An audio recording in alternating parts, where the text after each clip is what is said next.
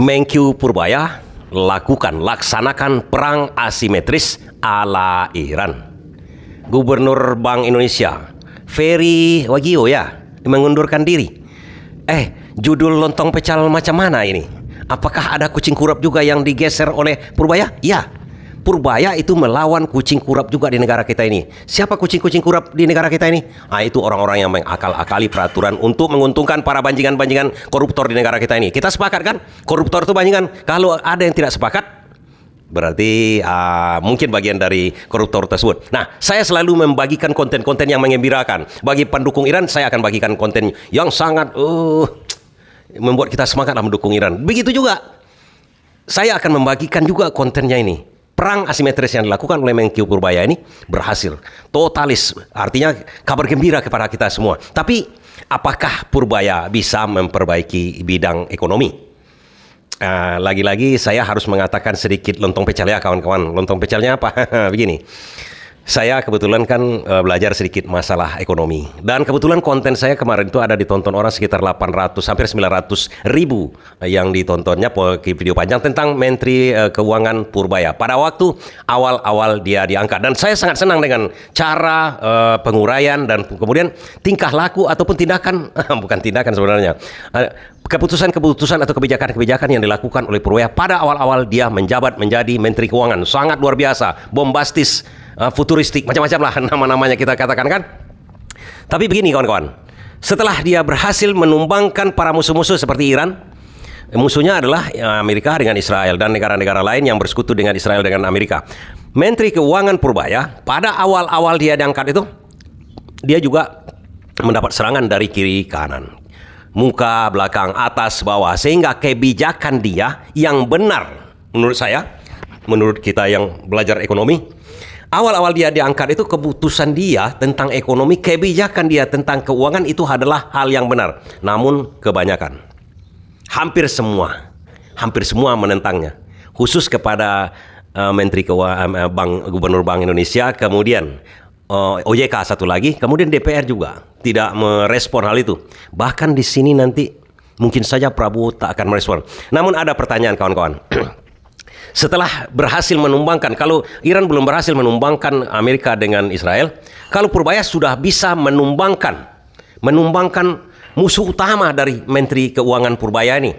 Nah, dia tinggal gas sekarang lagi. Makanya saya bagikan kepada kawan-kawan. Artinya ada harapan ekonomi kita ini membaik setelah ini dilakukan oleh Purbaya. Artinya mundurnya Gubernur Bank Indonesia itu karena ini bukan karena mundur itu kawan-kawan. Itu dipaksa itu.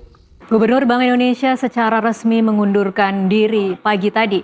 Mengapa keputusan besar ini diambil di tengah situasi ekonomi yang dinamis? Kita bahas bersama ekonom senior dari Universitas Paramadina, Wijayanto Samirin, yang sudah tersambung melalui sambungan Zoom. Selamat malam Pak Wijayanto.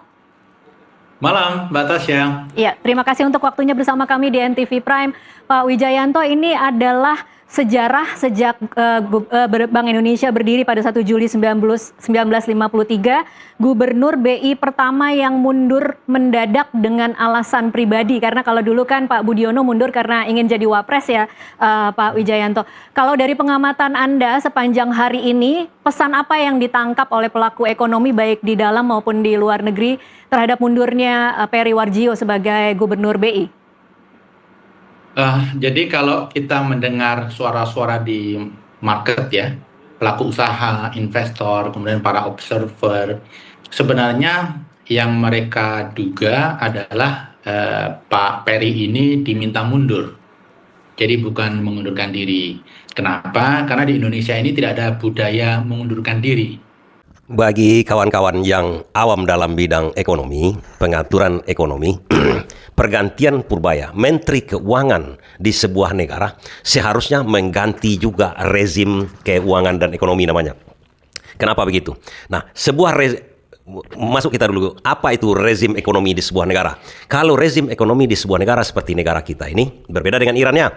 Negara kita ini ada Menteri Keuangan, ada Gubernur Bank Indonesia, ada Otoritas Jasa Keuangan OJK. Tapi mereka bertiga ini berbenturan. Kenapa berbenturan? Seharusnya mereka ini kompak. Seharusnya mereka ini di bawah satu kendali yang bernama Menteri Keuangan. Itu rezim namanya kawan-kawan.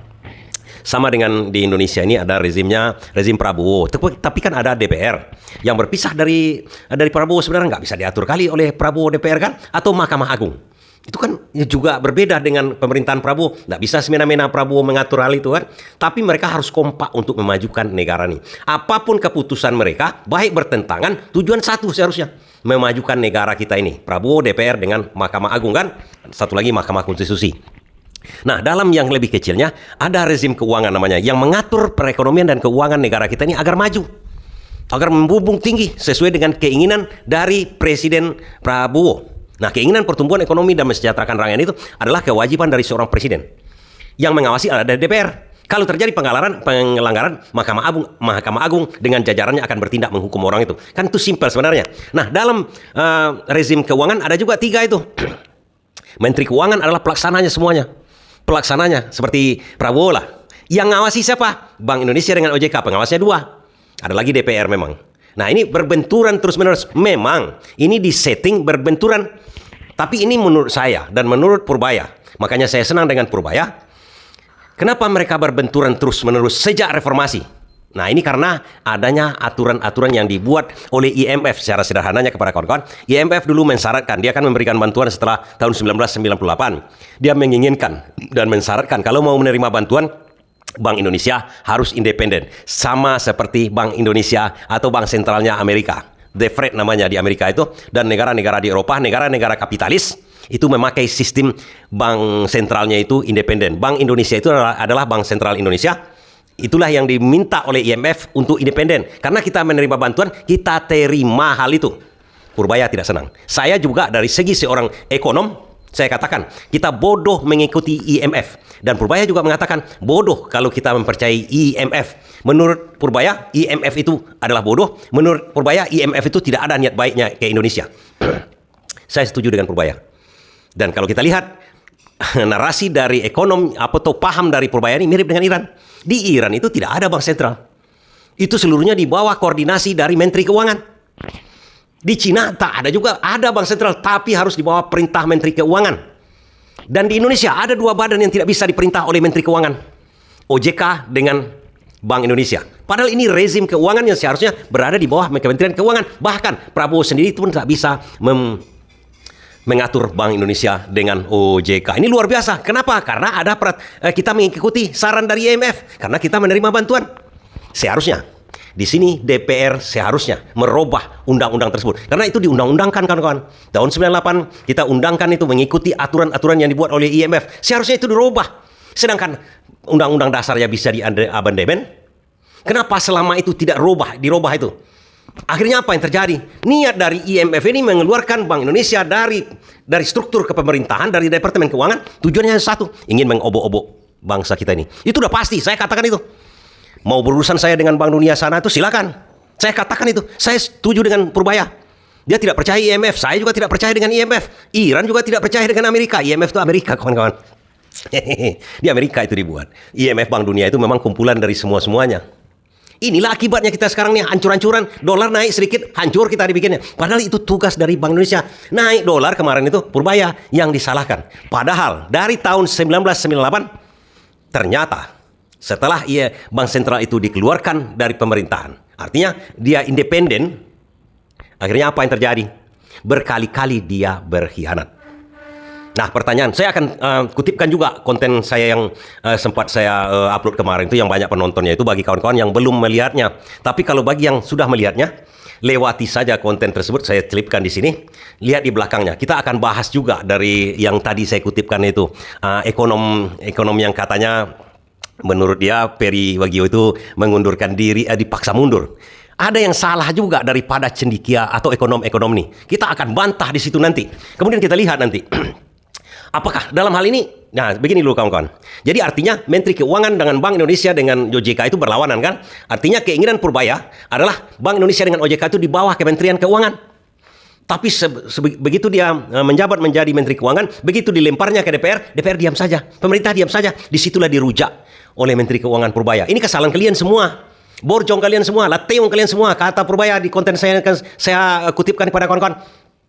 Tapi nanti terakhir, apakah mampu betul-betul? Di samping kita gembira sekarang nih, ada satu hal yang menurut para ekonom pasti tahu ini. Kalau itu tidak dirubah oleh Prabowo, ekonomi kita ini pasti udah tinggal masuk ke jurang, kawan-kawan. Sebenarnya sekarang gembiranya kita Purbaya sudah menghabisi orang-orang yang mengkhianati negara selama ini. Di OJK kemarin disuruh mundur oleh Purbaya itu. Jadi kita juga belajar dari apa yang terjadi pada saat OJK kemarin, ada perubahan kepemimpinan, kemudian Bursa Efek Indonesia ada perubahan kepemimpinan. Narasi yang dikedepankan kan memang mengundurkan diri.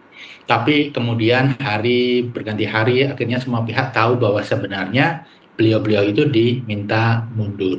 Jadi narasi yang sangat kuat di publik sekarang adalah Pak Peri ini diminta mundur, walaupun narasinya beliau mengundurkan diri. Karena begini, kalau mengundurkan diri, biasanya pihak yang mengundurkan diri itu akan menyampaikan sendiri di depan media bahwa saya mengundurkan diri. Tetapi ini beliau pun tidak hadir pada saat press conference. Jadi ini membuat dugaan bahwa beliau diminta mundur semakin kuat. Kemudian Bank Indonesia ini disuruh mundur juga oleh Purbaya sebenarnya, oleh Prabowo. Tapi ada tangan-tangan tertentu di belakang yang mempertahankan dia. Sekarang mungkin tidak tahan lagi. Karena ekonomi ini akan carut marut dibikinnya, kawan-kawan. Apalagi yang prinsip yang saya akan terangkan kepada kawan-kawan, ini tidak bisa tidak nanti. Kalau itu tidak dirubah sedikit oleh Prabowo, usaha kesuksesan Purbaya untuk menghabisi para banjingan-banjingan ini, banjingan yang akan saya kutipkan video ini mungkin sia-sia nantinya. Tapi nanti begini, kalau ada kesalahan, saya mohon maaf sebelumnya. BI kita, nggak tahu nih pada marah-marah saya nggak habis ini. Nanti tetap traktir ya. Uangnya kan dari Bank Sentral. Beliau rajin narik pajak. Nggak apa-apa, masuk ke Bank Sentral. Kalau dibelanjain lagi, nggak apa-apa. Tapi ini kan nggak. Ditaruh sana santai-santai. Kering sistemnya. Bank Sentral kita juga sama, katanya saya nanti kan penguasa ya. Yang jadi pertanyaan saya kan, di sini Komisi 11 rapatnya dengan Menteri Keuangan berapa ratus hari dalam setahun. Kenapa tidak pernah mempertanyakan itu? Zaman Pak Prabowo juga bisa sama. Ini sekarang masih baru. Kalau pemerintahnya masih lambat belanjanya dan mencekik perekonomian juga dari sisi lain, dan moneternya juga sama, maka akan lebih buruk dibanding yang 2 zaman sebelumnya. Dua mesin mati. BI itu adalah pengkhianat, penipu kita selama ini yang menyebabkan kehancuran ekonomi kita ini disampaikan sendiri oleh Purbaya. 3 cuplikan video tadi itu bukan tanpa alasan saya cuplikan kepada kawan-kawan. Itu adalah awal raker antara Purbaya dengan DPR. Pertama dia minta maaf dulu kan. Kemudian ada yang tersinggung nanti. Bank Indonesia. Ketiga, DPR kok diam saja selama ini. Ya, inilah kunci sebenarnya. DPR diam saja begitu BI menipu, menghancurkan ekonomi kita. Makanya Purbaya minta maaf. Tapi kronologinya bagaimana ceritanya sebenarnya? Dan ini dialami sendiri oleh Purbaya. Sejak tahun 98. Ingat, krisis moneter tahun 98 itu Purbaya sudah berada di dalam pemerintahan. Dan dia menyaksikan sendiri, mengalami sendiri kebijaksanaan latte yang dilakukan oleh Bank Indonesia ini. Sebenarnya di konten ini saya akan mengutipkan cerita Purbaya di depan DPR yang menerangkan dengan data bagaimana pengkhianatan Bank Indonesia kepada negara kita ini. Oh ya, apa itu Bank Indonesia? Bank Indonesia ini adalah bank sentralnya bangsa kita. Jadi negara yang memakai sistem namanya untuk menjaga kestabilan nilai tukar uangnya. Fungsinya bank sentral itu satu sebenarnya, menjaga kestabilan nilai. Dalam hal ini Bank Indonesia nilai rupiah, nilai mata uangnya. Hanya 90 negara yang memakai sistem ini. Negara lain tidak. Dan fungsi dari bank sentral bagi setiap negara itu adalah menjaga fungsi nilai tukar supaya stabil. Kemudian satu lagi yang fundamental sebenarnya, mencetak uang. Tambahan satu lagi, menjaga kestabilan ekonomi dengan mengikuti. Mengikuti apa? Mengikuti kebijaksanaan pemerintah. Oh, kawan-kawan pasti bertanya, bank sentral itu di pemerintahan atau tidak? Tidak. Bank sentral itu tersendiri dia. Di setiap negara itu dia independen namanya. Independen, dia bisa melaksanakan kebijaksanaannya sendiri, peraturannya sendiri, digaji sangat besar, lebih besar dari presiden. Coba bayangkan. Itu di negara lain. Di negara lainnya fungsinya banyak lagi. Mengawasi perbankan. Biar bunganya tidak tinggi, tidak menganiaya rakyat, menzolimi rakyat. bank-bank di luar negeri itu bank sentralnya fungsinya itu ada lagi. Di Indonesia bagaimana? Kenyataan bunga-bunga di perbankan, apa yang terjadi sekarang? Sangat tinggi, sangat tinggi, sangat tinggi. Bank sentral itulah, dalam supaya sederhana aja kawan-kawan, bank sentral itulah yang bisa menekan bank-bank untuk menurunkan tingkat suku bunga namanya untuk kredit kepada masyarakat. Karena kalau dibiarkan, perbankan itu mirip pinjol. Nah, tahu kan kawan pinjol kan? Bagaimana mudaratnya pinjol itu? Bank itu sama prinsip dengan pinjol. Makanya perlu pengawasan Bank Indonesia atau Bank Sentral. Kalau tidak dibiarkan itu rentenir, itu berbahaya bagi negara, itu bisa hancur negara dibuatnya. Oh iya, mana negara-negara yang memakai bank sentral? Yang memakai bank sentral seperti Inggris, Amerika, negara-negara Eropa kebanyakan memakai bank sentral. Mana yang tidak? Seperti Brunei, Arab Saudi, negara-negara Arab rata-rata tidak memakai bank sentral. Itu aja secara kasarnya. Jadi yang mencetak uangnya adalah Menteri Keuangannya. Secara singkatnya lagi kawan-kawan, bank sentral itu diadakan di setiap negara itu untuk menjaga atau semacam permainan sajalah. Permainan apa?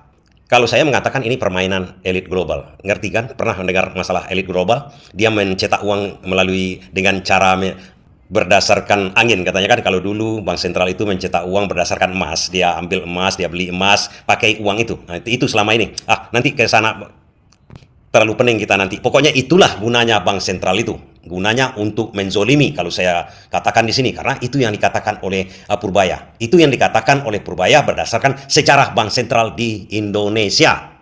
Dalam hal ini sebenarnya Purbaya mengatakan tak perlu ada bank sentral itu, menghabiskan uang negara. Ibarat dia itu adalah pagar. Sekarang pagar itu makan tanaman. Makanya saya simpulkan kata-kata Purbaya atau kalimat atau pidato Purbaya pada awal-awal raker dengan DPR itu, dia mengatakan secara tidak langsung, tidak usah ada bank sentral lagi. Biar Menteri Keuangan saja yang mengatur seluruh perekonomian dan moneter dan fiskal namanya. Jadi begini kawan-kawan, pengaturan oleh BI itu namanya pengaturan moneter. Oke? Nanti di video-video ini kawan bisa melihat nanti itu. Apa istilah-istilah itu kan? Kalau yang Menteri Keuangan itu mengatur fiskal namanya. Nah, itu aja bedanya sedikit. Yang lain-lain nanti kawan-kawan mengerti videonya ini. Mari kita mulai. Kenapa Pak Presiden Prabowo mau menunjuk saya? Apa dia salah tunjuk? Mungkin enggak. Jadi begini, saya ekonom sudah cukup lama. Tahun 2000 jadi ekonom, pulang sekolah, langsung kerja di financial sector. Kemudian 2002 langsung membantu tim think tanknya Pak SBY di Brighton Institute. Sering memberi masukan. 2010 staf khususnya Pak Hatta Rajasa. 2015 masuk ke KSP, membantu Pak Lut, dan memberi masukan ke Pak Jokowi juga ketika sedang susah. Jadi bagaimana manage ekonomi itu bukan barang baru untuk saya. Ini jangan bilang sombong ya. Tapi kan Anda mesti tahu, nanti saya harus meyakinkan bapak-bapak kan. Di video berikutnya kawan-kawan akan jumpa kata-kata moneter. Jadi dalam prakteknya kebijaksanaan moneter dari BI itu, ini BI itu cuma kebijaksanaan moneter. Kalau fiskal udah saya jelaskan tadi, itu kebijaksanaan dari negara, Menteri Keuangan. Caranya kebijaksanaan moneter itu dia bisa menaikkan suku bunga dan menurunkan suku bunga. Bukan dengan menyuruh perbankan menaikkan dan menurunkan suku bunga, tidak. Dia menaikkan BI rate namanya.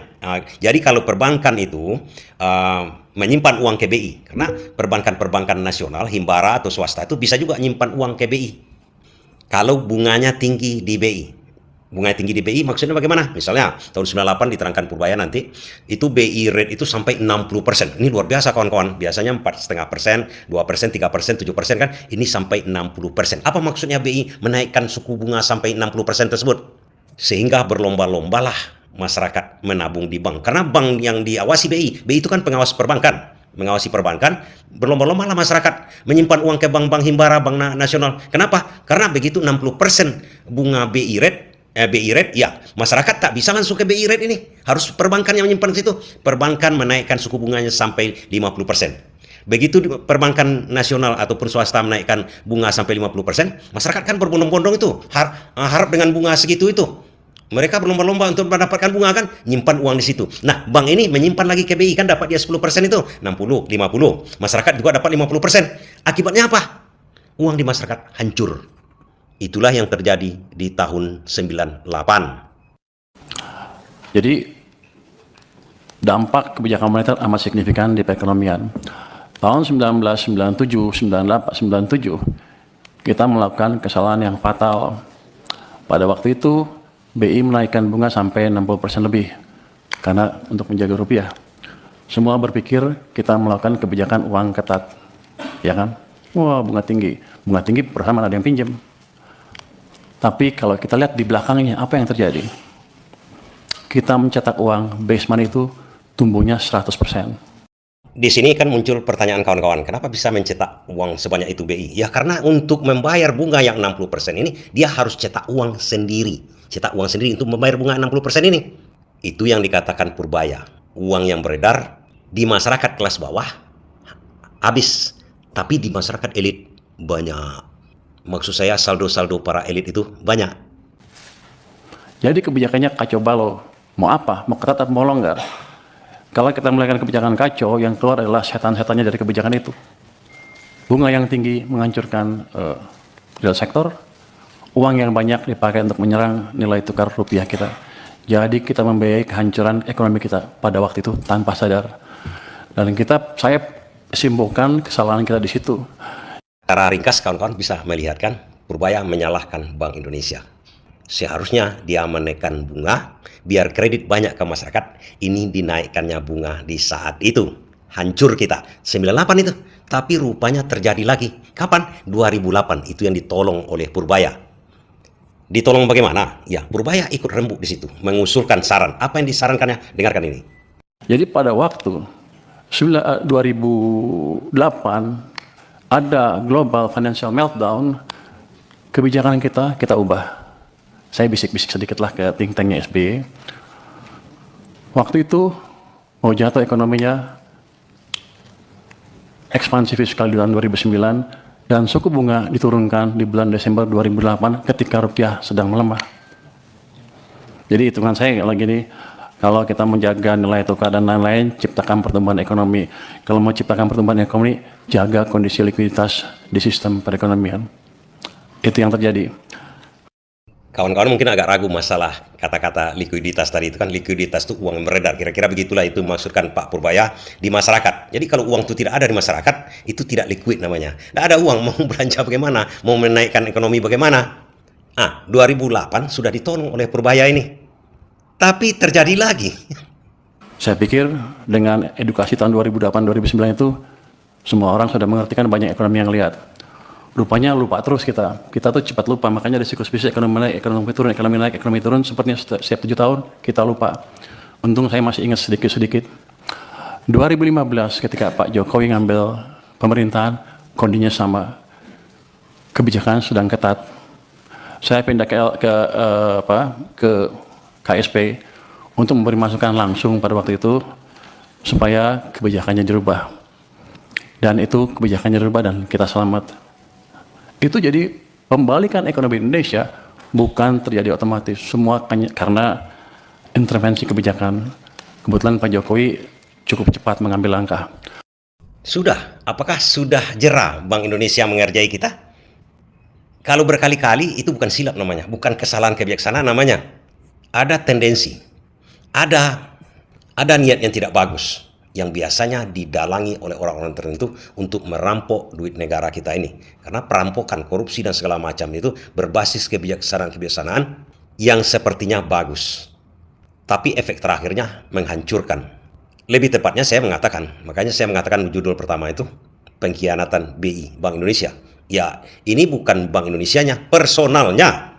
Kawan-kawan bisa mengerti kenapa mereka melakukan hal itu? Bukan orang-orang yang bodoh yang diletakkan menjadi gubernur, deputi gubernur Bank Indonesia katanya kan? Bukan orang-orang bodoh itu kawan-kawan.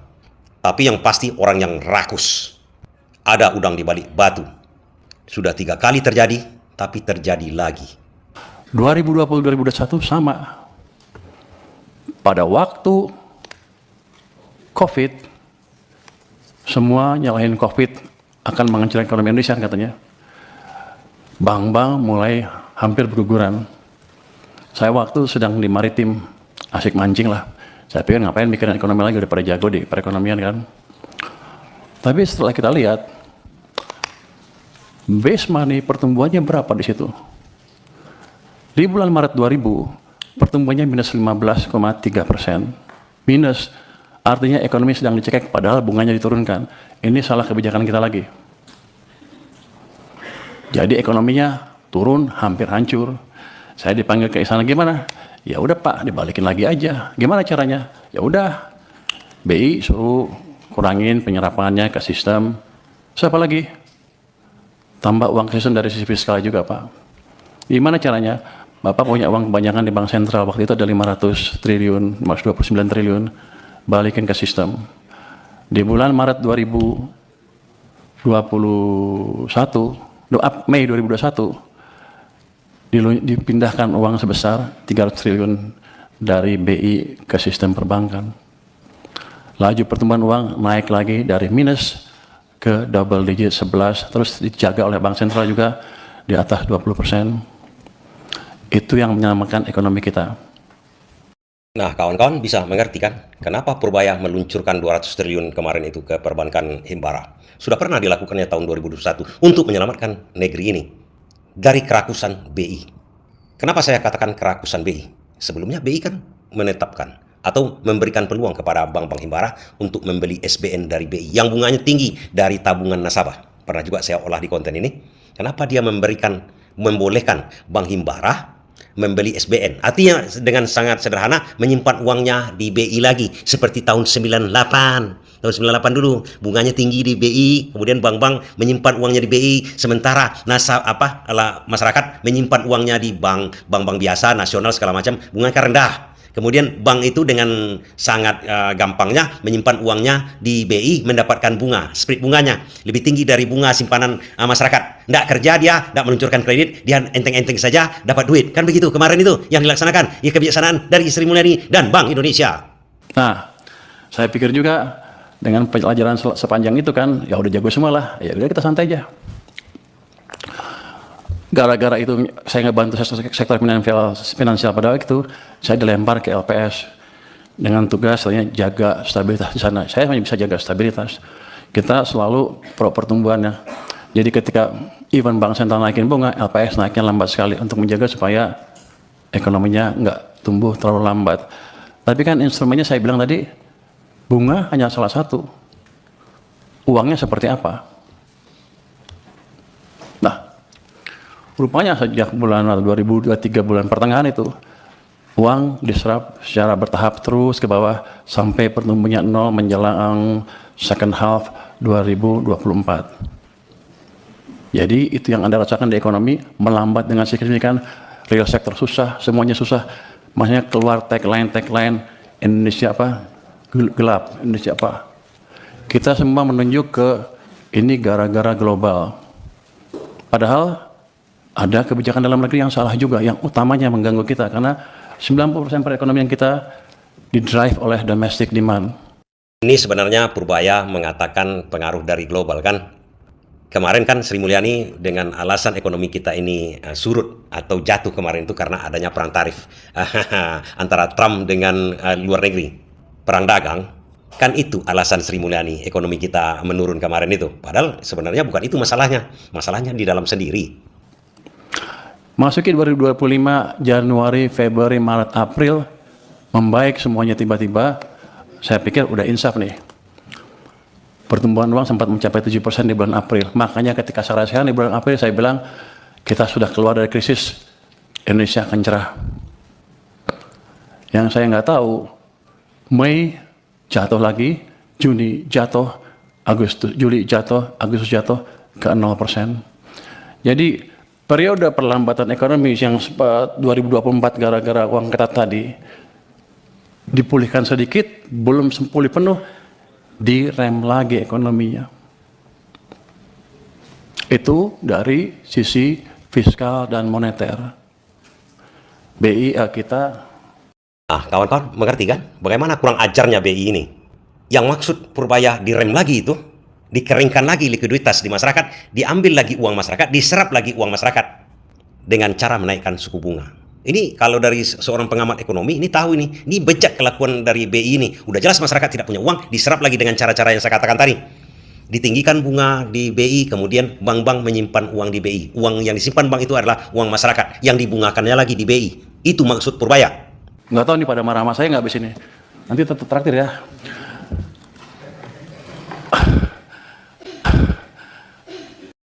Ya jelas, Purbaya mengerti dengan diucapkannya, dengan dibongkar, ditelanjanginya BI ini, udah pasti mereka marah kan? Tapi tak akan bisa marah. Ini benar yang dikatakan oleh Purbaya ini. Borok-borok mereka itu dibongkar oleh Purbaya. Setelah diserap uang dari masyarakat, pemerintah sendiri terlambat membelanjakan uangnya ke masyarakat. Itu APBN itu kan ditahan, kan udah saya bahas juga, ditahan untuk dibungakan di daerah, di kementerian, macam-macam kan? Uang bertambah kering di masyarakat. Artinya mereka berkomplot berdua. Menteri Keuangan dengan Bank Indonesia. Nantilah kita bahas-bahas kenapa mereka berkomplot untuk menzolimi masyarakat. Pemerintah karena terlambat membelanjakan anggaran, membelanjakan APBN ya, uangnya kan dari Bank Sentral. Beliau rajin narik pajak. Gak apa-apa, masuk ke Bank Sentral. Kalau dibelanjain lagi, nggak apa-apa. Tapi ini kan nggak. Ditaruh sana santai-santai. Kering sistemnya. Bank sentral kita juga sama, katanya saya nanti kan penguasa ya, katanya punya apa di KSS boleh menggait sedikit kan ya, jadi saya berani ngomong sedikit sekarang. Dulu saya nggak berani karena saya di LPS, wewenang saya nggak sampai sana. Jadi dua sisi mengetatkan kebijakan kita. Bank naruh uangnya di bank, padahal uang kita banyak. BI menyerah sampai 800 triliun, pemerintah pada satu titik sampai 500 triliun sampai lebih di bank sentral. Sistem kekeringan. Yang Bapak rasakan adalah yang kemarin demo itu karena tekanan berkepanjangan di ekonomi, karena kesalahan kebijakan fiskal dan moneter sendiri yang sebetulnya kita kuasain. Sampai di sini kawan-kawan mengerti apa yang dimaksudkan oleh Purbaya. Berapa jahatnya Bank Indonesia. Dan begitu juga berkomplot mereka dengan Menteri Keuangan. Saya jelas konten-konten mengatakannya.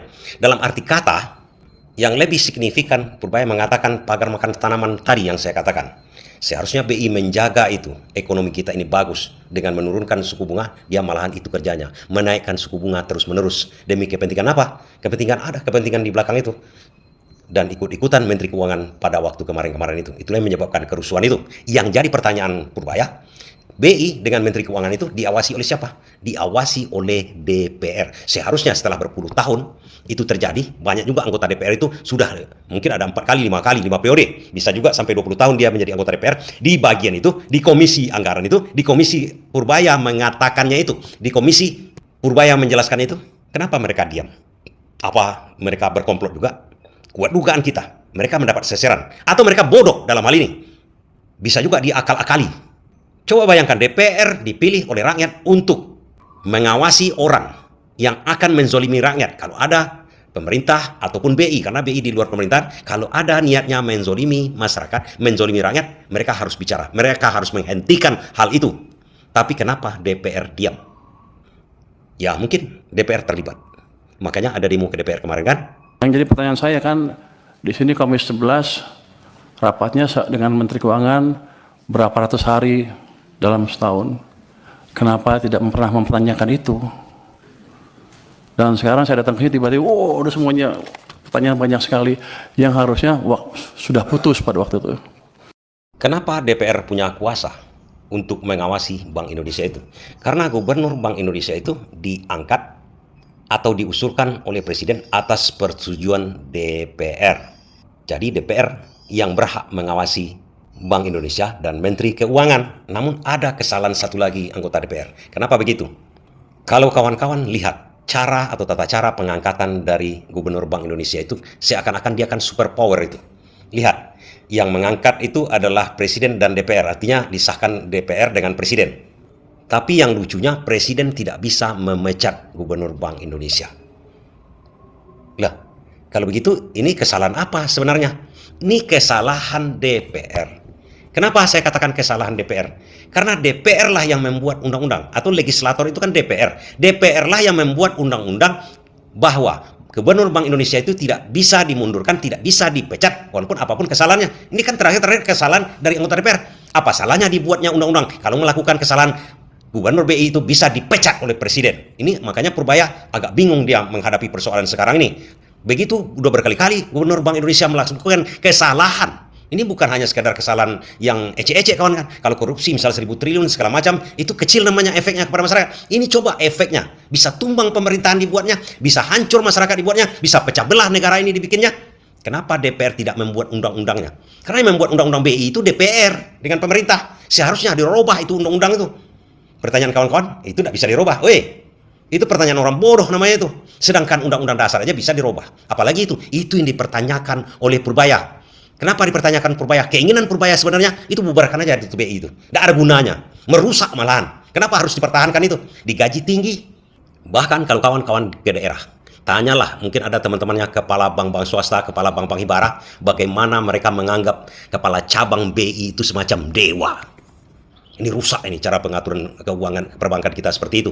Jangankan begitu, pesta, anak misalnya cucunya aja pesta, hitan, itu berapa ampau, berapa meriahnya nanti bersujud-sujud kepala-kepala cabang bank di seluruh itu. Kenapa? Karena mereka memutuskan izin bank itu mereka yang membuatnya. Mereka yang bisa menentukan bank itu bisa beroperasi atau tidak. Bahkan bisa mengatur kepala cabang bank itu bisa duduk terus atau tidak. Karena berdasarkan penilaian dari mereka. Bahkan bukan itu. Mereka buka usaha aja sebuah restoran misalnya. Rame-rame itu nyumbang. Gratifikasi kepada mereka. Itu ajang sarang korupsi aja situ semuanya tuh. Makanya Purbaya berniat ini. Niat dia itu nampak sama saya. Saya bisa katakan saja, udah bubarkan aja BI. Kita pakai seperti Brunei, seperti Arab Saudi saja. Nggak usah ada BI-BI yang sentral-sentral itu. Itu kan cara-cara elit global untuk mengakal-akali ekonomi itu sebenarnya. Dan kenyataannya di Indonesia memang merusak BI itu dari tahun 98 sampai sekarang. Makanya kalau orang yang tahu sedikit masalah ekonomi, rapat dengan raker antara Purbaya dengan anggota DPR itu sebenarnya pertama sangat mencekam. Kalau anggota DPR itu tahu, mungkin dia tidak berani lagi berhadapan dengan Purbaya saat ini. Tapi begitulah negara kita. Kita memilih orang, mungkin memilih orang yang salah selama ini. Atau mungkin Prabowo memilih orang yang salah selama ini. Untunglah ada satu manusia yang bernama Purbaya yang ingin memperbaiki itu semua. Terima kasih. Nah, bukti apa lagi yang harus dikatakan oleh Purbaya tentang pengkhianatan Bank Indonesia? OJK itu sendiri juga adalah anak dari Bank Indonesia. Jadi dulunya pengawas perbankan dan lembaga-lembaga keuangan itu kan disatukan di Bank Indonesia. Kemudian dirubah menjadi LPAM begitu kan untuk lembaga-lembaga keuangan seperti asuransi, leasing dan lain-lainnya. Itu di bawah pengawasan OJK sekarang kan.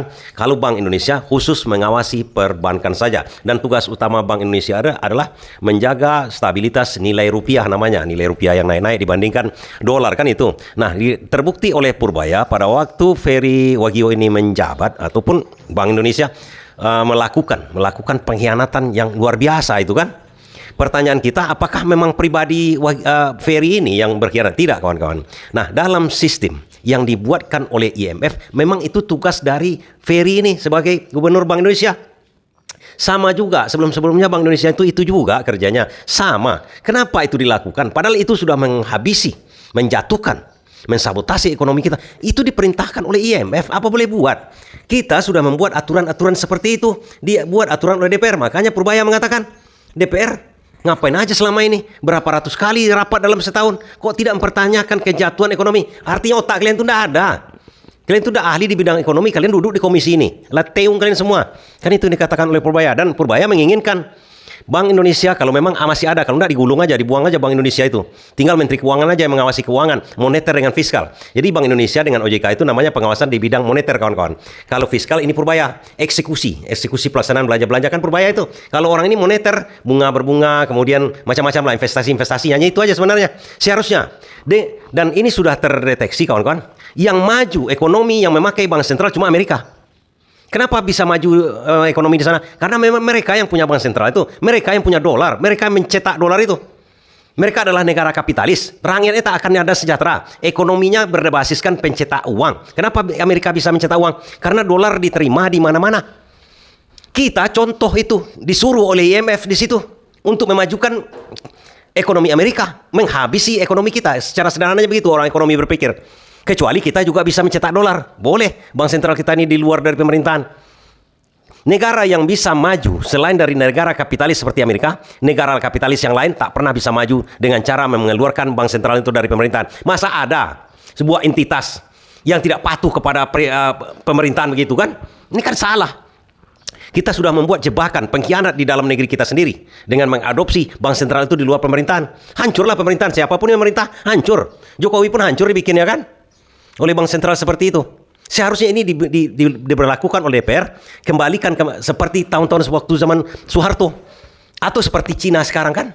Cina bank sentralnya itu di bawah kepemimpinan Menteri Keuangan sehingga tidak bisa mensabotasi seperti yang dikatakan oleh Purbaya, dan banyak lagi kejadian-kejadian setelah itu kawan-kawan. Kalau ini diteruskan, hancur anjlok kita. Sepertinya Prabowo tidak tahu ini. Makanya baru sekarang, itu bulan September tahun 2025 kan, dipidatokan Purbaya pada waktu dia baru diangkat. Dia menginginkan itu semua. Tapi Prabowo sepertinya tidak memerintahkan DPR atau tidak mengusulkan kepada DPR. Bank sentral itu harus di bawah Menteri Keuangan agar bisa dikendalikan. Begitu juga OJK. Tidak bisa lagi mensabotasi dari segi keuangan. Atau secara sederhana aja lah, tirulah Iran, tiru Cina, tiru Rusia. Bank sentral itu di bawah pemerintahan. Ini kita tidak meniru Amerika. Amerika memang yang berkuasa secara ekonomi, itu bank sentralnya. Jadi dia menguasai Eropa itu. Dia masuk kakinya ke Indonesia. Kan bodoh kita mengiya-iyakan itu. Udah jelas banyak mudaratnya, merugikan kita. Bahkan sebenarnya pinjaman atau bantuan dari IMF itu tidak perlu kita terima sebenarnya. Tidak perlu sama sekali kita terima. Tapi ini terima, itu tahun 98. Udah tambah berpuluh tahun yang lalu. Oke, sekarang kita sudah terjadi keadaan seperti ini. Purbaya mengatakan, tolonglah itu Bank Indonesia itu buat aturannya oleh DPR dengan Prabowo. Menjadikan di bawah Menteri Keuangan agar aku bisa mengendalikan pertumbuhan ekonomi. Tapi apa yang terjadi? Setahun setelah Maret Purbaya menjadi Menteri Keuangan, pertama dia bisa menghabisi OJK. Saya mengatakan kalau kepala OJK atau kepala Bank Indonesia itu bukan banjingan dari segi merampok atau korupsi, tidak kawan-kawan. Memang orang itu didudukkan di situ untuk menghancurkan negara kita. Doktrinnya begitu. Bukan pribadinya yang pengkhianat. Kerjanya itu, pekerjaan dia, doktrin kerja namanya. Seperti kita pergi ke suatu tempat kan, doktrinnya kita harus melalui tempat-tempat yang lain, berbelok-belok dulu kan, sehingga habis minyak kita. Itu doktrinnya namanya. Juklak, petunjuk pelaksanaan kerja dia. Kan ini kacau kita nih. Tapi kalau dia di bawah Menteri Keuangan, nggak bisa dia melaksanakan itu. Juklaknya tentu saja berbeda. Menteri Keuangan yang mengatur juklaknya. Tapi Bank Indonesia itu yang mengatur juklak pelaksanaan dia itu adalah IMF. Sesuai dengan aturan IMF. Itu maksud saya. Saya bukan menyerang pribadi, tidak. Saya bukan menyerang pribadi kepala OJK ataupun kepala Bank Indonesia ini. Juklak dia sebagai kepala. Bedakan itu sedikit ya. Jangan saya dibilang pula karena saya benci kepada. Enggak, memang orang didudukkan, siapapun didudukkan situ. Kalau kita masih patuh kepada IMF, hancur sama aja itu. Percuma aja.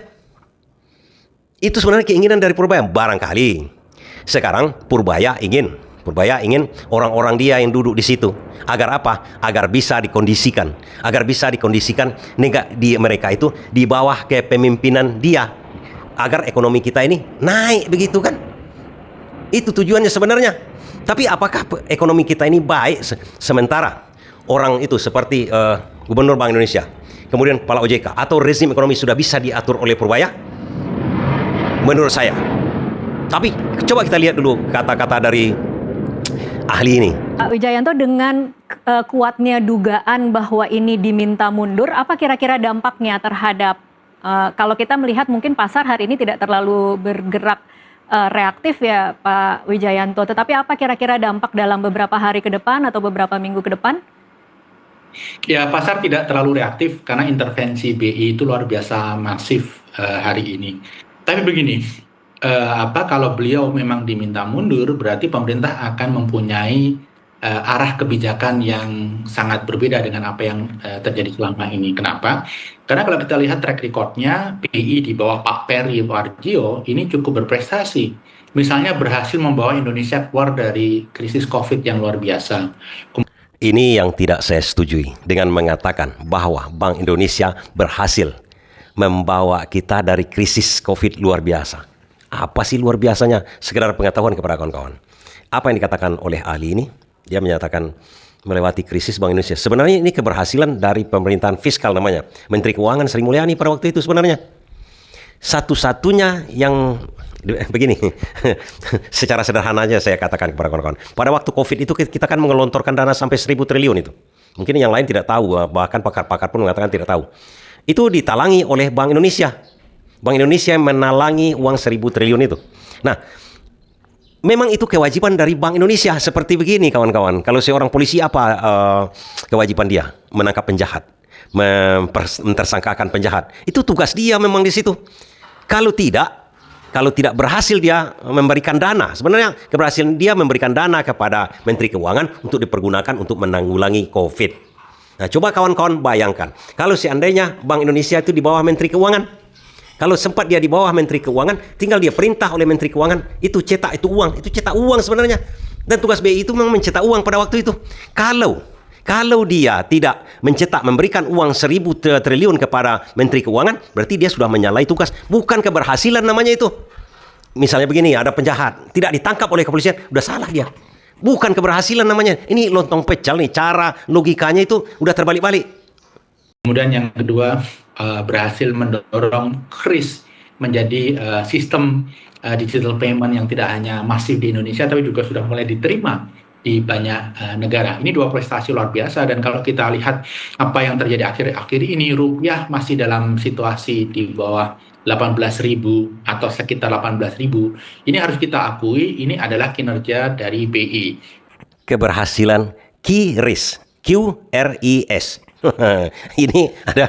Ini hal yang biasa kawan-kawan, di mana di sebuah instansi yang dipercayakan pusat keuangan Indonesia, itu sebenarnya sudah kewajiban sama dia menciptakan sistem pembayaran digital. Itu kan sama-sama seperti dia mencetak uang, membuat uang kartal, mengganti uang 100 ini dengan yang baru. Itu kan sama. Itu proyek digital biasa, sama dengan dana begitu kan. Kemudian macam-macam tuh pembayaran elektronik kan, itu sama. Dan dia mempunyai power dan harus dilaksanakan dengan kemajuan ekonomi sekarang. Dan katanya tadi lagi, masalah dolar tadi kan sempat masih di bawah 18.000. Woi, lontong pecal. Seharusnya dolar sekarang itu di bawah 10.000 kalau memang dia melaksanakan pekerjaannya. Kalau mereka melaksanakan pekerjaannya, kalau dia sinkron dengan Menteri Keuangan. Ini agak ribet kita mengolahnya. Seharusnya itu bukan di bawah 18.000. Nanti kalau sudah 30.000 dolar itu dibilang keberhasilan dia tidak sampai dolar itu 40.000. Wah, ini cara penggiringan propaganda seperti inilah selama ini kita dihancurkan, seperti IMF mengatakan harus diprivatisasi seluruh BUMN kita. Ini hancur kita dibikinnya. Melalui intervensi pasar, kemudian BI rate, kemudian SRBI, kemudian menerbitkan swap currency dengan fee yang didiskon. Ini 4 bauran kebijakan yang menurut saya sangat luar biasa dan cukup efektif. Bahkan kalau kita dengar observer maupun lembaga internasional, apakah itu MSCI, Fitch, Moody's, S&P, selama ini yang dikritik justru bukan kebijakan moneter, tetapi kebijakan fiskal dan kebijakan sektoral. Jadi bahwa rupiah naik turun, secara moneter ini sudah dijaga, tetapi kebijakan moneter itu hanya bisa menjaga sementara. Kalau kita ingin nilai tukar itu menguat dan berkelanjutan, yang harus diperbaiki, yang harus dikuatkan adalah kebijakan fiskal dan kebijakan sektoral. Dua aspek itu yang selama ini banyak disorot oleh berbagai lembaga asing, khususnya terkait dengan kebijakan fiskal. Yang kedua adalah predictability dari kebijakan yang dikeluarkan oleh pemerintah. Jadi respon pasar agak kaget dan juga melihat ini sebagai sesuatu yang negatif. Tentunya market masih menunggu next step-nya. Misalnya siapa yang akan menggantikan, kemudian arah kebijakannya akan kemana. Karena yang banyak ditakutkan saat ini adalah ketika penggantinya nanti memang didorong atau sosok yang sangat pro dengan fiskal dominan, di mana kebijakan moneter itu didesain untuk melayani kebijakan fiskal. Nah, ini yang tidak diharapkan oleh banyak pihak, karena kalau menurut saya kawan-kawan, ini pengamat yang seperti ini atau ahli ekonomi seperti ini adalah ahli yang memang sudah kepalanya itu diracun dengan propaganda dari kapitalis sana. Sebenarnya moneter atau Bank Indonesia atau OJK itu adalah pembantu dari fiskal. Pembantu fiskal siapa? Fiskal itu adalah Menteri Keuangan untuk menghidupkan ekonomi kita. Ini kan terbalik-balik dia mengatakan itu. Kalau sempat ini dikuasai oleh fiskal semuanya, memang harus dikuasai fiskal. Kita sudah salah selama ini mengikuti moneter yang diatur oleh IMF. Dan ini orang ini didoktrin seolah-olah nanti kalau sempat diatur Bank Indonesia ini oleh Menteri Keuangan, kita akan hancur. Apakah Cina hancur? Rusia hancur? Apakah Iran itu hancur dari segi ekonominya? Sejahtera rakyatnya. Yang hancur itu para oligarki, kapitalis. Banjingan-banjingan yang mengeruk keuntungan di negara kita ini, itu yang akan hancur nanti. Kalau sempat Bank Indonesia itu di bawah kendali dari Menteri Keuangan, sudah pasti kawan-kawan. Mereka itu yang tidak akan bisa berkutik lagi. Mereka yang tidak bisa korupsi lagi. Secara sederhana saya katakan kepada kawan-kawan. Tapi apakah Purbaya akan berhasil nanti? Misalnya OJK dengan Bank Indonesia itu sudah di bawah kendali dia. Apakah Purbaya dipastikan bisa berhasil? Dalam satu tingkat berhasil kawan-kawan. Tapi kalau untuk secara keseluruhan untuk jangka panjang, Ini saya khawatirkan tidak. Saya katakan 90% tidak bisa. Sementara bisa. Kenapa saya katakan sementara bisa? Nah, fiskal, moneter, ataupun sistem perekonomian kita ini, kan kita sudah mencontoh betul gaya-gaya Amerika ini. Seluruh usaha-usaha itu diprivatisasi. BUMN kita yang sebenarnya memasukkan uang ke negara kita untuk belanja, untuk membelanjai negara kita ini, pembangunan, gaji-gaji, semuanya itu sudah dikeluarkan juga dari pemerintahan kita. Artinya tidak store lagi dividennya, tidak store lagi keuntungannya kepada negara dengan dibuatkan dana antara. Dana antara tidak store kepada negara. Itu satu. Kedua, kita tidak melaksanakan Undang-Undang Pasal 33. Sementara ekonomi ataupun cara kita melakukan ekonomi kita ini sebenarnya seharusnya memakai sistem Pasal 33 Undang-Undang Dasar kita 1945. Yang berhasil bisa, saya katakan, memajukan ekonomi dengan cara kapitalis seperti kita ini sekarang cuma Amerika. Tapi dia dengan menghisap kekayaan dari tempat lain seperti dari tempat kita. Freeport dia hisap untuk ke ekonomi dia. Dia hisap Arab Saudi dari minyak dia. Dia bantu dari segi militer, dia hisap secara ekonomi Arab Saudi dan negara-negara teluk. Itulah yang sekarang. Dia mau menghisap Iran, Iran melawan. Kan begitu ceritanya. Kalau kita tidak bisa, basis ekonomi kita ini sudah dihancurkan. Kenapa saya katakan dihancurkan? Basis ekonomi ini sesuai dengan Pasal 33, baik uang segala macam keuangan kita ini seharusnya berbasiskan sumber daya alam. Kita, kawan-kawan, jadi begini, kapitalis-kapitalis itu selalu mengatakan bahwa negara tidak boleh mempunyai baik usaha, baik apapun ceritanya. Negara itu hanya bisa hidup dari memajaki rakyatnya.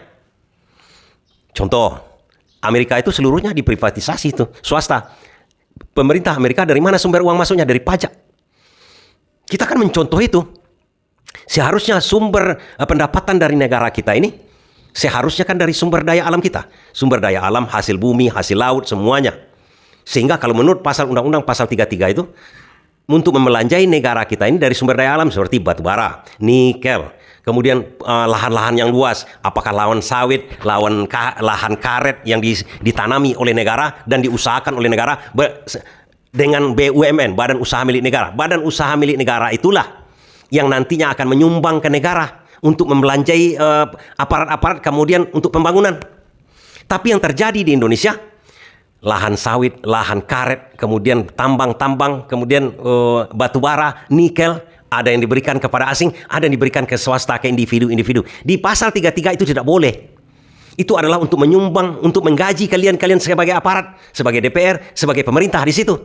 Itu Pasal 33 itu. Kita dibuatkan undang-undangnya untuk menyalahi Pasal 33 itu. Sudah dikeluarkan itu semua. Tidak masuk lagi ke APBN kita. Kemudian dari apa APBN? Dari mana APBN mendapatkan keuangannya? Mendapatkan pemasukan dari pajak. Pajak rakyat. Memajaki semuanya.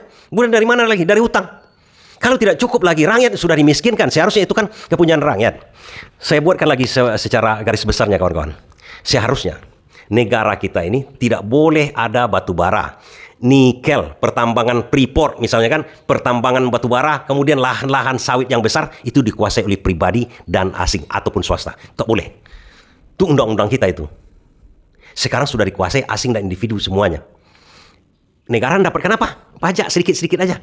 Fee sedikit-sedikit aja. Kemudian belanja kita besar, pembangunan kita besar. Pajaki rakyat.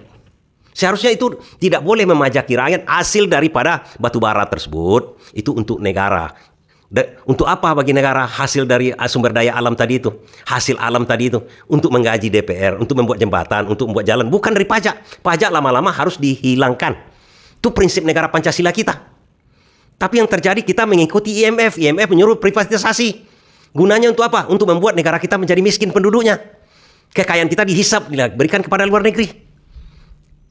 Itu terjadi dari bertahun-tahun yang lalu. Dan sekarang yang mendapatkan manfaat dari kalau kata Mahfud MD ini katanya merampok pakai undang-undang. Jadi tambang-tambang, izin-izin tambang itu kan dibuat peraturan itu diberikan kepada swasta, diberikan kepada individu. Dia dapatkan hasil dari situ, dia bayar fee kepada negara sedikit aja. Pajak namanya kan. Seolah-olah dia menyumbang ke negara. Padahal yang mendapatkan hasil yang banyak dia pribadi. Tidak ada hak dia sebenarnya. Sesuai Pasal 33 itu untuk mendapatkan izin membuat perusahaan batubara, kira-kira seperti itu. Dan orang yang mendapatkan manfaat sebagai pengusaha batubara dan lain-lain itu sudah duduk sekarang di pemerintahan. Contoh Prabowo, kemudian di DPR, gubernur-gubernur. Mereka membuat undang-undang sekarang. Apa undang-undang yang dibuatnya? Ya, yang pasti menguntungkan mereka. Apa yang menguntungkan mereka? Membuat izin-izin lagi tambahan baru untuk mereka-mereka juga. Seharusnya itu adalah milik rakyat. Kenapa milik rakyat? Seharusnya itu hasilnya itu dipergunakan untuk pembangunan negeri ini. untuk menggaji para pembuat undang-undang itu. Tapi tidak diberikan kepada pribadi. Untuk menggaji mereka dari mana lagi? Dari pajak. Untuk membuat jembatan dari mana lagi? Dipajaki rakyat. Sehingga dengan begitu cara pengurusan negara kita ini, apa yang terjadi nanti lagi? Pengangguran makin besar, rakyat makin miskin, yang kaya makin kaya. Karena dia sudah duduk membuat peraturan, dia pakai peraturan itu untuk merampok negara. Itu kata Mahfud MD. Makanya saya pesimis. Kalau Purbaya mengatakan, Purbaya sekarang sudah bisa sukses melakukan usahanya itu untuk melanggengkan cara dia mengatur ekonomi negara. Kalau itu tidak diberikan kepada negara, dinasionalisasi seluruh tambang-tambang itu dimasukkan ke negara, hasilnya untuk negara. Hasilnya untuk negara, kawan-kawan. Sekarang hasilnya untuk oligarki itu, untuk pengusaha, termasuk Prabowo dan keluarganya kan, batu bara dan sawit kan. Kalau itu tidak dilakukan untuk jangka sebentar lagi, makin lama kita apa yang terjadi dengan Purbaya? Kalau dia tidak cetak uang, kalau sudah cetak uang, inflasi, negara kita bisa hancur. Kalau tidak, hutang kita tambah banyak, tambah banyak. Dengan apa dibayar hutang? Seharusnya hutang itu dibayar dengan sumber daya alam, hasil sumber daya alam. Sumber daya alam sudah diberikan kepada asing, kepada pribadi, kepada swasta. Negara dapat apa? Fikih kecil, tidak cukup untuk bayar hutang. Kawan-kawan, penyebab itu semua, penyebab kehancuran kita nanti itu, kalau ini dibiarkan terus-menerus, itu bersumber dari sebuah definisi negara. Apa itu negara? Apa syarat sebuah negara? Syarat sebuah negara ada rakyat, ada pemerintahan. Apakah rakyat dengan pemerintahan itu cukup sebuah negara? Tidak. Sebuah negara kita tahu ada peta. Di peta itu apa artinya? Kedaulatan. Apa artinya itu? Tanah. Berarti syarat sebuah negara ada tanah, ada rakyat, ada pemerintahan yang berdaulat. Tanah itu apa gunanya? Untuk membelanjai rakyat ini, memberi makan rakyat ini semua, memberi makan pemerintahannya. Rakyat yang ada di situ seluruhnya diberi makan dari tanah tersebut.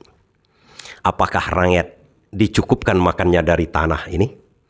Kalau sudah cukup makan dari tanah ini, apakah pemerintah itu sudah diberikan gaji yang cukup dari tanah ini? Sepertinya tidak. Kalau sudah cukup diberi makan, diberi gaji ke pemerintahannya yang berdaulat katanya itu, niscaya pajak tidak akan ada lagi. Cukup tanah itu memberikan makan mereka semua. Rakyat dengan pemerintahan. Kalau pajak, pemasukan negara katanya 80% hanya dari pajak, memajaki rakyatnya untuk membangun negara kita ini. Pertanyaannya, hasil dari tanah ini untuk siapa sebenarnya? Untuk asing. Untuk oligarki, yang juga itu adalah sebagian ada rakyat. Kok diberikan kepada mereka sebagian besar? Kepada yang bercokol di pemerintahan sekarang membuat undang-undang. Kenapa undang-undang itu kalian selewengkan? Tidakkah takut dengan rakyat? Kenapa rakyat tidak diberi makan dari tanah dia? Artinya syarat kita menjadi sebuah negara itu blur, suram. Seharusnya kita sudah cukup makan dari tanah yang katanya kaya raya kan? Kan sebuah pertanyaan kepada kita. Kenapa tidak diambil dari hasil tanah ini saja untuk menggaji kalian, para berjuis yang duduk di pemerintahan sekarang? Kenapa harus dipajaki rakyatnya? Seharusnya dari tanah itu diberikan makan kepada rakyatnya. Makan dari tanah itu. Nggak bisa lagi saya meneruskan kawan-kawan. Kalau ini tidak dirubah, kembalikan itu semua kepada negara, dikelola oleh pemerintahan yang berdaulat, beri makanlah rakyat dari itu. Jangan diberikan kepada asing, diberikan kepada swasta, diberikan kepada individu. Kalian untuk gaji kalian sebagai pemerintahan yang berdaulat katanya sekarang ini memajaki rakyatnya. Ini akan hancur.